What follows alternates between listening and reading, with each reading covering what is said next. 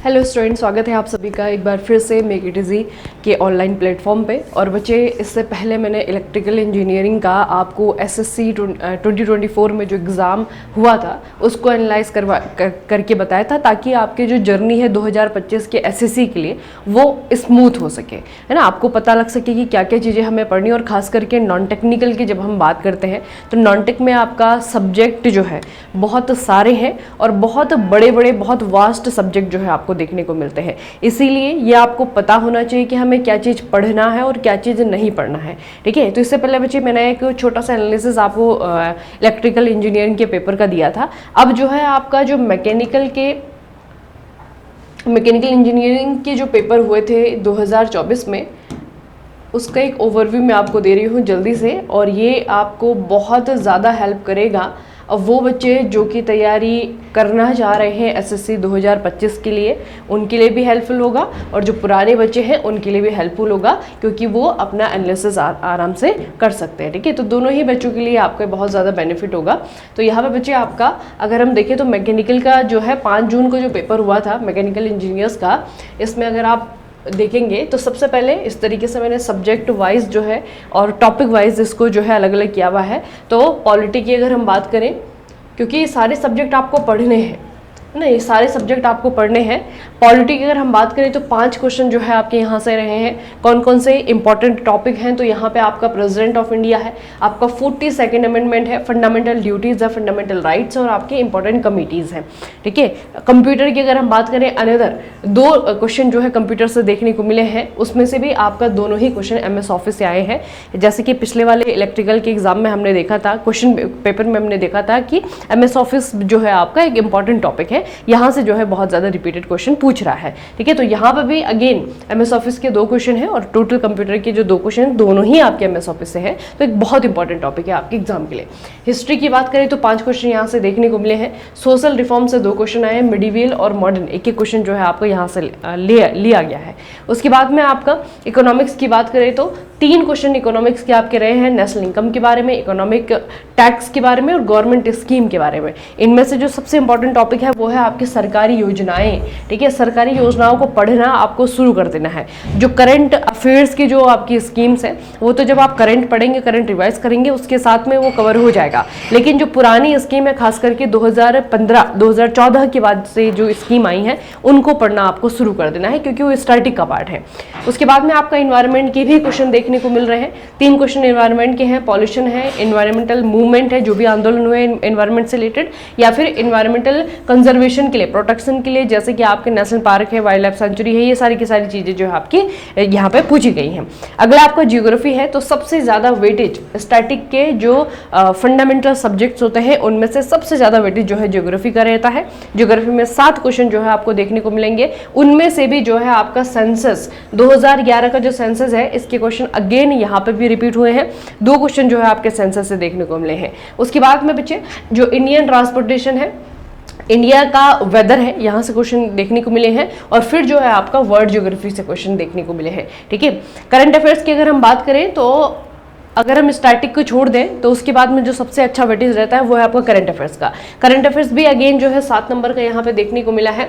यहाँ पे पिछले बार बच्चे 2024 में, चाहे आप सिविल का एग्जाम दिया हो आप लोगों ने, या फिर आपका मैकेनिकल का दिया हो, या फिर कोई इलेक्ट्रिकल का दिया हो, तो वहाँ पे एक चीज़ देखना आप कि एक जैसे टॉपिक जो है आपके बहुत ज़्यादा रिपीटेड हुए हैं, ठीक है। और उनमें से जो सबसे ज़्यादा रिपीट हुआ है तीनों ही प्रकार के ट्रेड में, वो है आपका पॉलिटी से रिलेटेड जो भी अभी रिसेंट बिल आए हैं, या फिर कोई बिल जो है आपका प्रस्तुत किया गया है लोकसभा राज्यसभा में, कोई अधिनियम है जो कि नया बना है, तो इससे रिलेटेड जो है क्वेश्चन आपके आए हैं। तो 3 क्वेश्चन जो है करंट अफेयर्स में आपके रिसेंट बने हुए बिल से रिलेटेड थे। अगला आर्ट एंड कल्चर यहाँ पे है, बुक्स एंड ऑथर है आपका, अपॉइंटमेंट है, और आपका स्टेट है। ये करंट अफेयर्स के टॉपिक हैं जिन पे आपको ज्यादा फोकस करना है।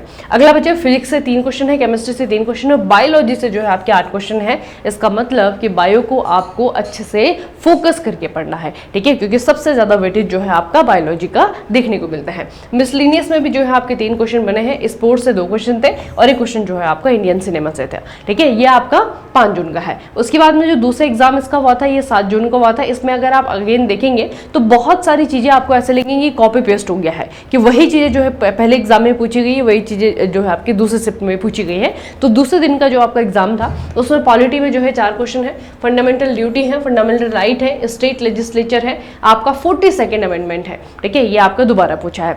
उसके बाद में कंप्यूटर की बात करें 2 क्वेश्चन है, दोनों ही क्वेश्चन आपके एमएसएफ से है। हिस्ट्री की बात करें तो 3 क्वेश्चन और तीनों ही क्वेश्चन आपके मिडिवल हिस्ट्री से हैं। ठीक है, दिल्ली सल्तनत के बारे में, मुगलों के बारे में यहाँ से क्वेश्चन है।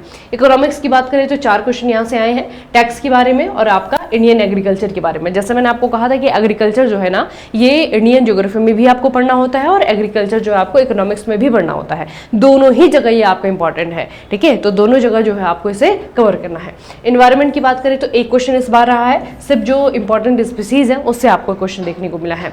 उसके बाद में ज्योग्राफी की बात करें तो 9 क्वेश्चन जो है आपके यहाँ से देखने को मिले हैं और इन 9 क्वेश्चन में से जो है आपका 2 क्वेश्चन तो सेंसस 2011 से थे और 2 क्वेश्चन जो है आपके वर्ल्ड ज्योग्राफी से थे। ठीक है, अर्थक्वेक के बारे में है, ट्रांसपोर्ट, इंडियन ट्रांसपोर्ट के बारे में, इंडियन रिवर सिस्टम जो है बहुत इंपॉर्टेंट टॉपिक है, ये आपको पढ़ना ही पढ़ना है। ठीक है, रॉक सिस्टम जो है आपका है, इंडियन की जो फिजिकल ज्योग्राफी है वहां से आपके क्वेश्चन है। ठीक है, करंट अफेयर्स की बात करें तो अनदर अगेन जो है देखिएगा यहाँ पे अगेन 8 क्वेश्चन जो है आपका यहाँ करंट अफेयर्स से लिए गए हैं। बुक्स एंड ऑथर से क्वेश्चन है, गवर्नमेंट स्कीम से 3 क्वेश्चन है, पॉलिटी बिल से जो है आपके अगेन 2 क्वेश्चन है, अपॉइंटमेंट से रिलेटेड आपके क्वेश्चन है, स्टेट से रिलेटेड आपके क्वेश्चन है और फिर जो है आपके साइंस पे आते हैं तो साइंस में आपका फिजिक्स से 4 क्वेश्चन है, उसके बाद में आपका केमिस्ट्री से 2 क्वेश्चन है और बायोलॉजी से आपके 9 क्वेश्चन बने हैं यहाँ पे। तो इसमें भी आपको देखने को मिल रहा है कि बायो का जो वेटेज है वो सबसे ज्यादा है। उसके बाद में मिसलिनियस की बात करें तो 4 क्वेश्चन मिसलिनियस से रहे, आर्ट एंड कल्चर से 2 रहे, 2 क्वेश्चन आपके स्पोर्ट्स से रहे, है ना। तो एक चीज बच्चे आपको समझ में आ रही होगी धीरे धीरे जब ये आप वीडियोस देखेंगे, जब आपका सिविल इंजीनियरिंग का भी जो आपका इंजीनियर्स के लिए भी जो आपका SSC का एग्जाम होता है 2024 में, सभी का एनालिसिस करने के बाद में आप एक चीज देखेंगे कि कुछ ही टॉपिक है जो कि SSC में जो है बार बार पूछे जाते हैं, बार बार रिपीट होते हैं। बस क्या होता है कि उनका लेवल जो है आपका ऊपर नीचे जाता है, पैटर्न जो है आपका चेंज होता रहता है। जैसे कि फंडामेंटल राइट के बारे में क्वेश्चन है, फंडामेंटल ड्यूटी के बारे में क्वेश्चन है, तो एक क्वेश्चन तो बहुत आसानी जो सब बच्चों को आता होगा। फंडामेंटल ड्यूटी का ही एक क्वेश्चन ऐसा है जो कि हर बच्चे को नहीं आता होगा, जिसने समझ के पढ़ा होगा उससे जो है आपको वो आ पाएगा। ठीक है, तो इस तरीके से जो है अगर आप 2025 के लिए प्रिपरेशन शुरू कर रहे हैं और आपके मन में कंफ्यूजन है कि इतना सारा सामान्य अध्ययन का जो सिलेबस है वो कैसे कवर होगा, कौन सी चीज़ें पढ़नी है, कौन सी चीज़ें मुझे शुरू करनी चाहिए, कौन सी चीज़ें ज़्यादा इंपॉर्टेंट है, ठीक है, तो उन सभी प्रश्नों का जवाब बच्चे एनालिसिस है। ठीक है, इस तरीके से जो है आपको 3 वीडियोज़ देखने को मिलेंगी, जिसमें आपका सिविल का अलग है, इलेक्ट्रिकल का आपका अलग है और दूसरा जो है आपका मैकेनिकल का। इन तीनों ही स्ट्रीम के जो 2024 में एग्जाम हुए थे उसका एनालिसिस करके मैं आपको बता रही हूँ और वो जो है आपका बहुत ज़्यादा बेनिफिशियल होगा आपके आने वाले एग्जाम की प्रिपरेशन के लिए। ठीक है, तो SSC 2025 के लिए बच्चे अगर आप लोग प्रिपेयर कर रहे हैं तो एक तो एनालिसिस से जो है आपको पता लग रहा है कि कौन कौन से टॉपिक ऐसे हैं जो कि हमारे लिए इंपॉर्टेंट है, कौन कौन से टॉपिक ऐसे हैं जहां से हम अपनी तैयारी को करना शुरू कर सकते हैं। ठीक है, उसके अलावा हमारा मोबाइल एप्लीकेशन है make it easy mechanical mobile application, make it easy mechanical mobile application, वहां पे भी जो है SSC की तैयारी शुरू करवा दी गई है। ठीक है, SSC 2025 का बैच आपका लॉन्च हो गया है